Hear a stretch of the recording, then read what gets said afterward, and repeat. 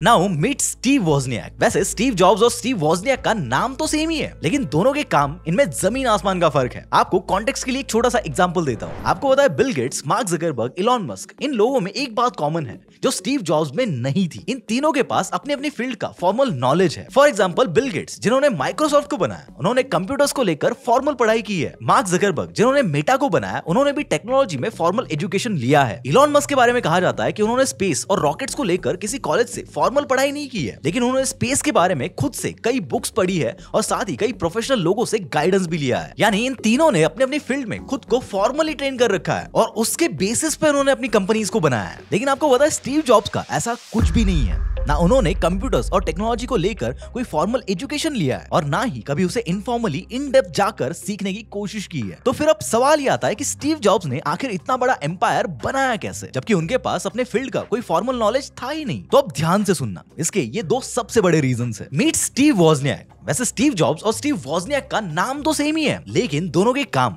इनमें जमीन आसमान का फर्क है। और अब आपको कॉन्टेक्स्ट भी मिल चुका है। स्टीव जॉब्स के पास टेक और अपनी फील्ड को लेकर कोई फॉर्मल नॉलेज नहीं था और यहीं पर एंट्री होती है स्टीव वोजनियाक की, the co-founder and the best friend of Steve Jobs. अब ये दोनों कितने बेस्ट फ्रेंड थे ये आपको एक छोटी सी स्टोरी से पता चल जाएगा। ये वाला गेम बचपन में सबने खेला ही होगा। अब ये मत बोलना कि यार मैं गरीब था इसलिए मैंने ये गेम कभी खेला ही नहीं।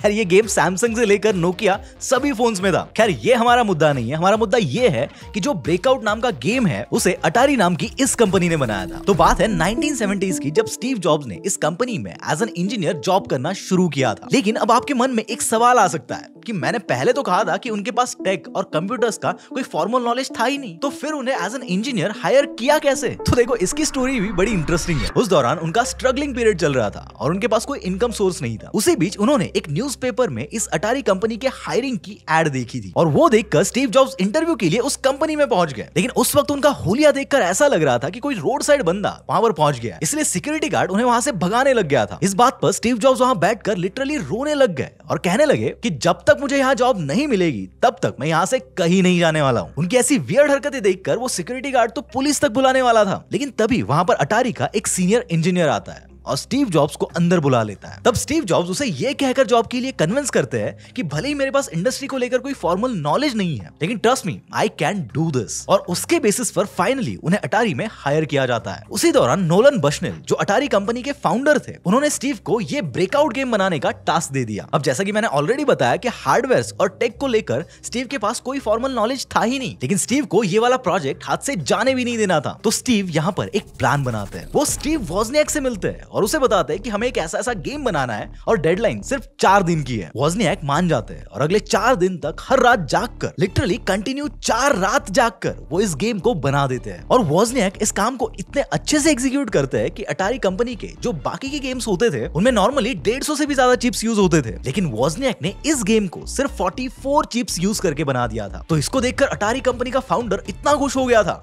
कि उसने स्टीव जॉब्स को $5000 का बोनस दे दिया। लेकिन पता है स्टीव जॉब्स ने वोजनियाक से जाकर कहा कि इस प्रोजेक्ट के लिए हमें सिर्फ $700 मिले हैं और उसमें भी स्टीव ने उन $700 को 50-50 कर दिया। यानी वोजनियाक के हाथ में सिर्फ $350 ही थमा दिए और बचे हुए $4650 खुद की जेब में डाल दिए। सो इसी इंसिडेंट से आपको आइडिया आ गया होगा कि स्टीव जॉब्स और स्टीव वोजनियाक की दोस्ती कितनी गहरी थी, और इससे आपको ये भी आइडिया लग गया होगा कि स्टीव जॉब्स कितने मैनिपुलेटिव नेचर के थे। लेकिन ये जो इंसिडेंट था वो साल 1973 का था। मतलब उस हिसाब से स्टीव जॉब्स की एज उस वक्त 18 साल थी। इसलिए एक बार के लिए मान लेते कि एक 18 साल के लड़के को ऐसी हरकत के लिए जज करना थोड़ा इलॉजिकल हो जाएगा। तो चलो थोड़ा और आगे चलते हैं। आपको पता है स्टीव वोजनियाक यही वो बंदा था जिसने एप्पल के हर प्रोडक्ट को बिल्ड किया। यही वो बंदा था जिसने एप्पल को इतना बड़ा बनने में, चलो 100% नहीं लेकिन 50% तो कंट्रीब्यूट किया। लेकिन ऑनेस्टली कितने लोगों ने आज तक इस बंदे के काम के बारे में सुना है?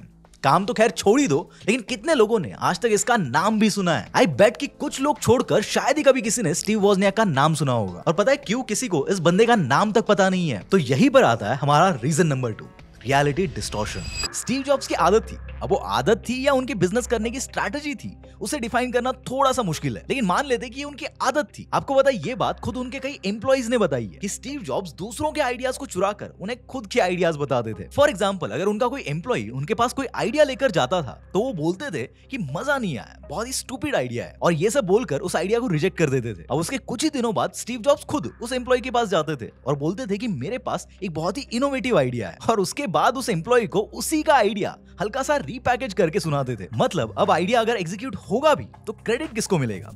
स्टीव जॉब्स को। जॉनथन आइव नाम का उनका एक एम्प्लॉय था जिसने iMac, iPod और iPhone को तक डिजाइन किया था। लेकिन जॉनथन ने खुद बताया है कि स्टीव जॉब्स ने पहले उनके आइडिया को बकवास बोलकर रिजेक्ट कर दिया था और बाद में उसे हल्का सा मॉडिफाई करके उसका क्रेडिट खुद ले लिया था। स्टीव जॉब्स स्टेज पे जाकर ऑडियंस के सामने उस इनोवेशन का क्रेडिट खुद के नाम पर कर लेते थे और उसका एक्चुअल इनोवेटर नीचे ऑडियंस में बैठकर वो देखता था। और सेम यही जॉनथन के साथ भी हुआ और स्टीव वॉज़नियाक के साथ भी हुआ। अब चलो एक बार के लिए मान लेते हैं कि खुद की कंपनी के एम्प्लॉइज का ऐसा क्रेडिट चुराना ठीक था। वैसे ठीक तो क्या ही था, ऑब्वियसली गलत था, लेकिन चलो मान लेते हैं कि वो ठीक था। पर एक बार स्टीव जॉब्स ने ये सेम इविल स्ट्रेटजी एक ऐसी जगह पर यूज की थी जो कभी किसी ने इमेजिन भी नहीं किया होगा। ये स्टोरी बहुत इंटरेस्टिंग है, इसे ध्यान से सुनना। जेरोक्स कॉर्पोरेशन, एक टाइम पर ये कंपनी प्रिंट इंडस्ट्री का 80% शेयर ओन करती थी, लेकिन आगे मार्केट में एप्पल और माइक्रोसॉफ्ट जैसे प्लेयर्स एंटर हो गए थे, जिससे कहीं ना कहीं डायरेक्टली या इनडायरेक्टली प्रिंट इंडस्ट्री का बिजनेस अफेक्ट होने लग गया था। इसलिए खुद को फ्यूचर प्रूफ बनाने के लिए इस कंपनी ने 1970 में पालो अल्टो रिसर्च सेंटर नाम का अपना एक R&D सेंटर बना दिया। यहाँ पर उन्होंने कुछ टॉप इंजीनियर्स को हायर करके उनसे कंप्यूटर सॉफ्टवेयर से रिलेटेड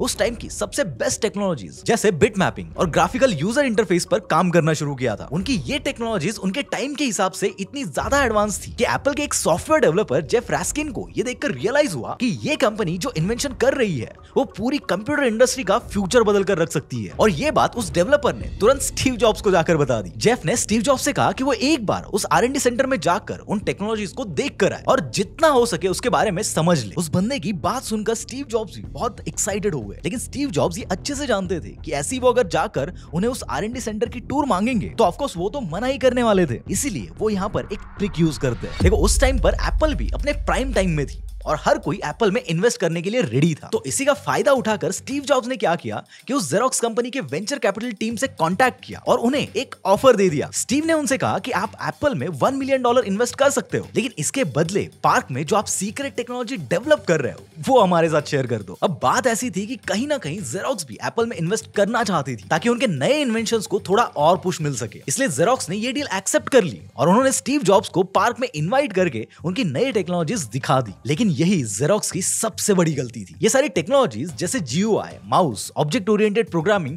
ये सब देखकर स्टीव जॉब्स वैसे ही शॉक हो गए थे जैसे क्रिश के पापा की फ्यूचर देखने वाली मशीन को देखकर ये साइंटिस्ट साहब शॉक हो गए थे। वो देखकर स्टीव को ये समझ आ गया था कि this is the future of technology और अब उन्हें इस पर कुछ ना कुछ करना था। तो यहाँ पर स्टीव जॉब्स एक बहुत ही बड़ा गेम खेलते हैं। वो किसी और के आइडियाज को चोरी करने वाला ये सेम पैटर्न इस जेरोक्स कंपनी के केस में भी कॉपी पेस्ट कर देते हैं। उन्होंने जब जेरोक्स से R&D सेंटर को विजिट किया तो एज अ फीडबैक उनसे कहा कि आपकी टेक्नोलॉजी में वो दम नहीं है और उनको बातों बातों में ये प्रूव कर दिया कि आपकी ये जो टेक्नोलॉजी है ना वो किसी काम की नहीं है। लेकिन सरप्राइजिंगली इसके कुछ ही टाइम बाद स्टीव जॉब्स अपना लीजा नाम का एक कंप्यूटर लॉन्च करते हैं जिसमें एग्जैक्टली उसी टेक्नोलॉजी का यूज हुआ था जो उस R&D सेंटर में स्टीव देख कर आए थे। हालांकि ये जो उनका लीजा कंप्यूटर था वो बहुत बुरी तरह से पिट गया था। 2 साल के अंदर ही उसकी प्रोडक्शन बंद कर दी गई थी और यहाँ तक कि एप्पल को इसके 2700 यूनिट्स लिटरली मिट्टी में दफनाने पड़े थे। स्टीव जॉब्स ने जेरोक्स कंपनी के साथ जो किया था उसे कंप्यूटर हिस्ट्री का one of the biggest tech heist भी कहा जाता है। लेकिन अपनी गलती एडमिट करने की बजाय स्टीव जॉब्स ने इस पर क्या रिप्लाई दिया था पता है? उन्होंने पिकासो को कोट करते हुए कहा था